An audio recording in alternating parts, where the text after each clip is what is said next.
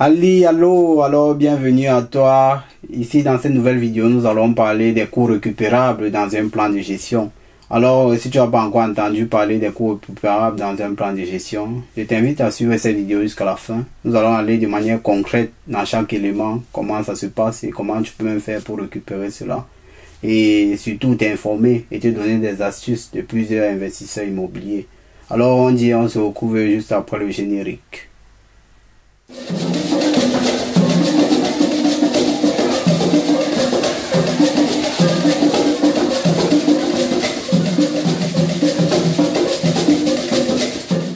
Bonjour ou bonsoir en fonction de l'heure à laquelle vous écoutez cette vidéo. Oui, moi c'est Franck de la chaîne Immo Investor en Allemagne.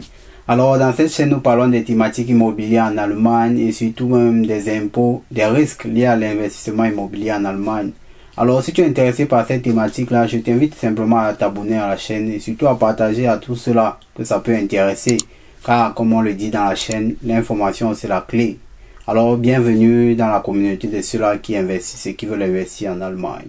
Alors bienvenue à toi dans cette nouvelle vidéo. Nous parlons exactement des coûts récupérables. Ça veut dire que c'est une suite de Wirtschaftsplan. Si tu n'as pas vu notre vidéo sur le Wirtschaftsplan, je vais mettre le lien juste en haut. Alors va prendre acte des éléments du Wirtschaftsplan et surtout tu pourras mieux cerner cette vidéo-ci. Ici, au niveau des coûts récupérables qui sont en allemand, les Umlagefähige Begriffskosten, tu as des éléments que tu peux mettre sur le dos d'un locataire. Ça veut dire si tu loues un appartement ou bien si tu loues un immeuble là où il y a plusieurs locataires, ce sont des éléments que tu pourras déduire. Ça veut dire récupérer chez ces locataires là. Ces éléments là font partie de ce qu'on appelle le Nebenkosten au niveau du Miete qui est ici le loyer. Alors de manière concrète, nous avons ces différents éléments là que nous avons listés. Alors en première position, tu as par exemple le chauffage et l'eau qui sont ici des éléments indispensables dans un bien immobilier.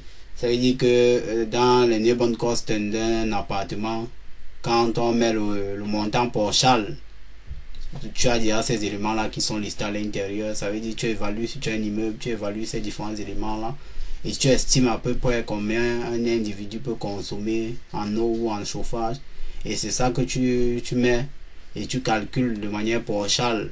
Et en fin d'année, tu vas maintenant calculer de manière réelle ce qu'il a eu à consommer et déduire maintenant ce qu'il a eu à payer et surtout le reliquat qu'il doit rembourser ou bien le reliquat que toi tu dois rembourser à ton locataire. Donc c'est ce qu'on appelle à la fin d'année le Jahresabschluss ou bien le Jahres, donc Betriebskostenabrechnung. Donc ici il est important de savoir cela en tant que propriétaire, que tu dois pouvoir estimer ces éléments là. Comme je l'ai dit tantôt, c'est le premier élément, c'est le chauffage et l'eau. Le deuxième élément qui va partir au locataire, c'est le nettoyage des rues. Ça veut dire Straßenreinigung. Ça veut dire que si tu es un locataire, tu dois connaître que bon, ces éléments là, normalement c'est ton locataire qui doit prendre ça en charge. Il y a également en troisième position les eaux de surface, ça veut dire Oberflächewasser, que le locataire normalement doit aussi payer. Et comme on l'a dit tantôt, on a le traitement des déchets. Étant donné que c'est la personne qui vit à l'intérieur, ça veut dire ces différents déchets. Le traitement de ces différents déchets, c'est lui qui doit payer. Et pour ceux-là qui sont en location, vous avez sans doute déjà eu à payer ça même de manière indirecte. Ça veut dire quand votre bailleur vous donne le Nebenkosten, certains bailleurs ne listent pas les éléments là-dessus, mais il faut connaître que vous payez ça de manière indirecte par ces Nebenkosten là. Donc ça fait partie des éléments que le locataire doit payer. Ça veut dire que le locataire est dans l'obligation de payer ces éléments là. Et ici en cinquième position, on a la lumière d'extérieur. Ça veut dire ici un locataire qui vit dans le bâtiment, la lumière d'extérieur, ça fait partie aussi des éléments qui payent. En sixième position, on a le courant général. Le courant général, ça veut dire que la lumière la lumière par exemple dans les zones communes, c'est aussi le locataire qui paye ces frais là. On a aussi l'ascenseur. L'ascenseur, comme je l'ai dit, l'ascenseur c'est un élément que le locataire utilise. Donc étant celui-là qui utilise cela, il doit payer aussi exactement pour l'entretien de ça. Ça veut dire que bon, il y a le VATOM par exemple de l'ascenseur que le locataire doit prendre en charge.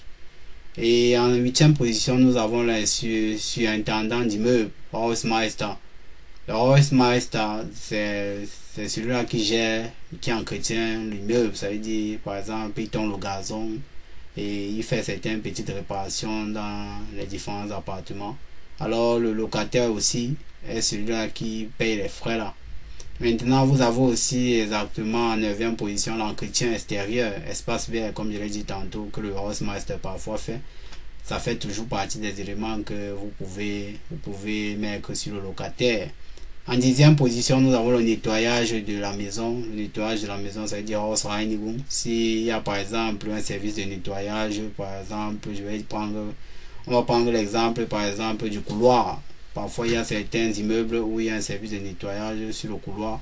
C'est vous, en tant que locataire, qui devez payer cela. Ça veut dire que si le propriétaire immobilier a pris un service de nettoyage, il va vous imposer ces frais-là. Et c'est ces frais-là que vous devez aussi payer dans les Nebenkosten. Il y a aussi en 11e position, c'est le retour antiparasitaire que vous devez aussi payer en tant que locataire. Donc ça veut dire que si vous êtes dans la position de propriétaire, vous pouvez mettre ça sur les frais de votre locataire. Il y a également l'assurance du bâtiment et l'assurance des responsabilités civiles que vous pouvez mettre sur le locataire, parce que c'est lui qui vit à l'intérieur. Ça veut dire s'il y a un dommage, il est censé ne pas payer, c'est l'assurance qui couvre cela. Donc ce sont les différents éléments que vous pouvez mettre sur un locataire et que le locataire est habilité à payer. Parce que, comme je l'ai dit tantôt, il y a les éléments que le locataire n'est pas habilité à payer, ou bien n'est pas celui-là qui doit couvrir cela par la loi. Alors, il faut prendre acte des éléments que vous devez prendre en compte en tant que propriétaire et des éléments que vous devez attribuer à un locataire. Comme je l'ai dit tantôt, c'est ces 13 éléments-là que vous êtes habilité à mettre sur un locataire et il a le devoir de couvrir cela. Et il doit le faire en tant que locataire d'un bien immobilier. Alors je vous invite à suivre la prochaine vidéo qui va parler des éléments qui ne sont pas à déposer sur un locataire, les éléments non récupérables, on va le dire ainsi. Alors on espère que ces éléments vont vous aider dans votre gestion immobilière. Et surtout pour un type, pour ceux-là qui sont déjà propriétaires immobiliers, vous avez aussi le Grunderwerbsteuer que vous pouvez aussi mettre sur le locataire. Ça veut dire que votre Grunderwerbsteuer, votre locataire peut aussi payer cela. Donc vous pouvez prendre acte de cela, car il y a plusieurs qui payent cela et ne mettent pas sur le locataire plus tard. Donc ici, en tant que celui-là qui donne les clés, les éléments palpables, parce que ce genre d'informations, c'est ce qu'on trouve dans des coachings. Mais pour nous, pour la communauté, nous partageons ces éléments et ces éléments avec vous. Donc c'est un plaisir de vous aider dans votre gestion immobilière, de vous accompagner aussi également. Comme on le dit, l'information c'est la clé. Alors restez abonnés et partagez à tous ceux-là que ça peut aider. On se retrouve à la prochaine vidéo. Jusque là, portez-vous bien. Bye bye.